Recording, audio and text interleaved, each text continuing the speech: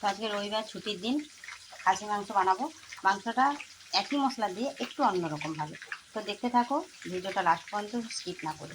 তো চলো, মাংসটা নিয়েছি, ছোটো ছোটো সাইজ করে কেটেছি। মাংসটা দেখো, খুব ছোটো ছোটো কেটেছি মাংসটাকে। ওই দেখো, এরকম ছোটো ছোটো পিস করেছি। ওর মধ্যে নুন মাখিয়ে নিয়েছি, আর দিয়েছি গোলমরিচ। গোলমরিচের যে গুঁড়ো হয়, ওই গোলমরিচ এখানে আছে 750 মাংস, তার মধ্যে 1 চামচ, চা চামচের 1 চামচ গোলমরিচ মাখিয়ে রাখবো। খুব বেশি কিন্তু দেবো না, চা চামচের 1 চামচ, আর কিচ্ছু দেবো না। নুন আর গোলমরিচ মাংসটার মধ্যে রেখে দেবো হালকা। তো 1 চামচের কমও দিতে পারো, অসুবিধে নেই। আমি এখানে 1 চামচ ব্যবহার করেছি গোলমরিচ। এবারে আলুটাকে ভেজে নেবো। আলুটা ভাজছি কিন্তু ঠান্ডা তেলে।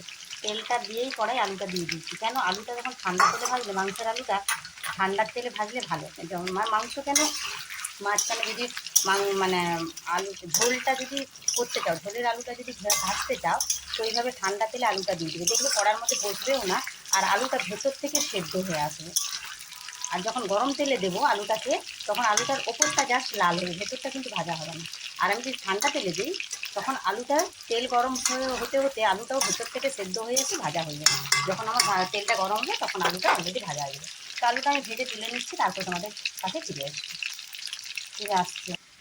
তো এদিকে আলুটা ভাজা হোক, এদিকে আমি মশলা নিয়ে নিয়েছি কিছু। কাঁচা লঙ্কা গোটা কয়েকটা নিয়েছি, একটা তেজপাতা, পেঁয়াজ কাটা, রসুনটাকে থেতো করে নিয়েছি, টমেটোকে কুচি করে নিয়েছি, আর নিয়েছি আদা বাটা আর লঙ্কা বাটা। লঙ্কাটা বাটাটা অপশনাল, কারণ যেহেতু আমি গোলমরিচ দিয়েছি, কাঁচা লঙ্কা ফোড়ন দিচ্ছি, এখানে একটু গুঁড়ো লঙ্কা দিলে হবে, যারা লঙ্কা ঝাল বেশি খাও না। তো যদি ঝাল ঝাল খাও, একটু স্পাইসি খাও, আমার মানে মাংসটা একটু ঝালঝালই ভালো লাগে, আমাদের ঘরে একটু ঝাল খায়, ওই কারণে আমি বাটা লঙ্কাটা ইউজ করছি। এখানে আমি দেবো বাটা লঙ্কাটা। তো চলো আলুটা ভেজে তুলে নিই। তো আলুটা ভেজে তুলে নিয়েছি। তো আমি স্টেপ বাই স্টেপ করতে থাকো, একই মশলা ঘুরিয়ে ফিরিয়ে দিচ্ছি, টেস্টটাও আলাদা হবে, আর রান্নাটাও দেখবে দেখতেও আলাদা লাগবে এবং কালারটাও আলাদা আসবে। তো আমি তেজপাতা দিয়েছি, তার মধ্যে দিয়ে দিলাম হলুদ। আমার তেলটা কিন্তু হিট আছে, হিট কমিয়ে দিব। এবারে কমিয়ে দিয়ে আমি সমস্ত মশলা, রসুন, পেঁয়াজ, টমেটো, কাঁচা লঙ্কা একসঙ্গে আমি দিয়ে দেবো। এবারে এটাকে একটু নুন দেবো, নুন দিয়ে এটাকে ভাজতে দেবো।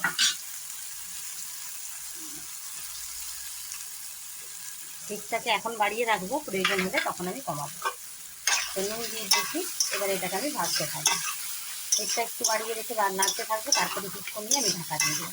তো আমি যেইভাবে করছি, একবার রান্নাভাবে করে দেখো।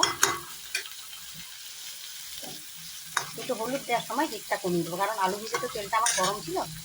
এবারে হিটটা বাড়িয়ে আমি ভাজতে থাকবো। দেখতে পাচ্ছ পেঁয়াজটা আমার মজে এসছে, দেখে বুঝতে পারছো টমেটোটাও গলে এসছে। তবে খুলিটা কিন্তু করবো, হিটটা কমাবো না। তোমরা ভাবছো একসঙ্গে মাংস লাস্ট পর্যন্ত রান্নাটা দেখো। তো এখন যখন এই অবস্থায় এসছে, তখন আমি আদা বাটা দিয়ে দেবো।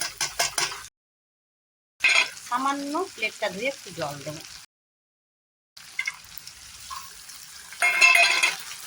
এবারে দিকটা কষাতে থাকবো ততক্ষণ না তেলটা আমি কষাতে থাকবো। দেখতেই পাচ্ছ আমার তেল ছাড়া হয়ে গেছে মশলাটা থেকে। তবে এটা আজকে আমার কম মাংস বলে আমি এরকম করছি, যখন বেশি মাংস হয় তখন এরকম বানাইনি। তো আজকে আমি কম মাংস বলে চটজলদি এরকম বানাতে পারো। তো আমি মশলাটা কিছুটা তুলে রাখছি এখান থেকে, কিছুটা বলতে হাফ তুলে রাখবো মশলাটা। তো এই বাকি মশলাটার মধ্যে আমি মাংসটা তুলে দেবো। এবারে কিছুক্ষণ কষাতে থাকবে, গায়ের জলটা শুকবে, মশলাটাও ভাজা ভাজা হবে, কিছুক্ষণ কষতে থাকবে, হাত কষা পর্যন্ত কষতে থাকবে এটা। তো মাংসটা দেখো প্রায় আমার কষানো হয়ে এসছে। এরপরে আমি যে মশলাটা ভেজে মানে অর্ধেক মশলাটা তুলে রেখেছিলাম, ওই মশলাটা আমি মিশিয়ে দিয়েছি। ওইটা আমি ভিডিও করলাম, ওইটা কী কারণে হলো না বুঝতে পারিনি, ওই জায়গাটা মানে কেটে গেছে। যে মশলাটা ভেজে রেখেছিলাম, মানে ভেজে বের করে রেখেছিলাম, ওই মশলাটা এবারে আমি দিয়ে দিয়েছি। এবারে আমি নাড়তে থাকবো, ততক্ষণ কষাতে থাকবো যতক্ষণ আমার তেল থেকে মানে গা থেকে তেল সরছে। একবারে মশলাটা দেখলেই বোঝা যাবে ভাজা ভাজা হয়ে যাবে তখন। তো নাড়তে থাকি আমি, ততক্ষণ মশলাটা কষতে থাকি। আর দেখো এই দেখো মশলা অলরেডি আমার কষা হয়ে গেছে, তেল সরে গেছে। এরপরে আমি আলুটা দেবো, আলুটা দিয়ে গ্যাসে খানিকক্ষণ কষাতে থাকবো।